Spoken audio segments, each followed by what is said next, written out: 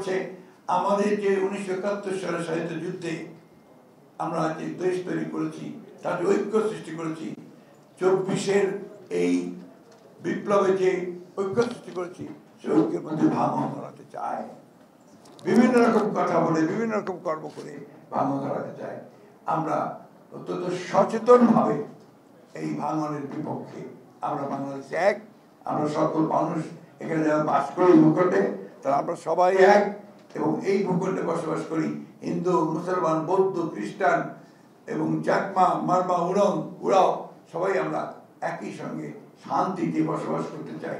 শান্তিতে আমাদের বিকাশ চাই। আমাদের প্রতিটি সম্প্রদায়ের ছেলে মেয়েরা যেন লেখাপড়ার সুযোগ পায়, স্বাস্থ্য সেবার সুযোগ পায়, কর্মসংস্থানের সুযোগ পায়, সেটাকে আমরা নিশ্চিত করতে চাই। আপনারা নিশ্চয়ই দেখেছেন যে আমাদের ভারপ্রাপ্ত চেয়ারম্যান সাহেব 2022 সালে 31 দফা দিয়েছিলেন। সেই 31 দফার মধ্যে কিন্তু এই কথাগুলো খুব পরিষ্কার করে উল্লেখ করা আছে। আমরা সেই নেতা দেখতে চাই না যে নেতা আমাদেরকে ফেলে পালিয়ে যাবে, আমাদেরকে বিপদের মধ্যে ফেলে। আমরা সেই নেতাকে চাই যে যে কোনো মুহূর্তে সবাইকে নিয়ে সামনে দাঁড়িয়ে নেতৃত্ব দেবে।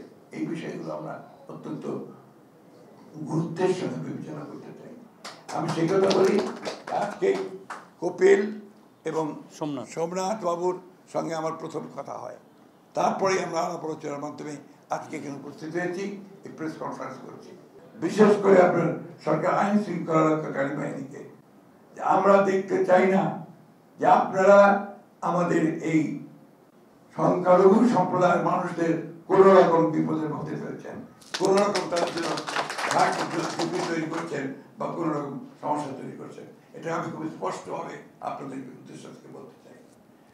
আমার কাছে অনেক খবর আসে, দয়া করে এই সম্প্রদায়ের মানুষদেরকে কেউই কখনো তারা হয়রানি করবেন না কোনোভাবে। তারা আমাদের সদস্য, আমাদের ভাই, আমরা তাদের পাশে আছি এবং সমস্ত শক্তি নিয়ে থাকবো, এটা আমার কাছ থেকে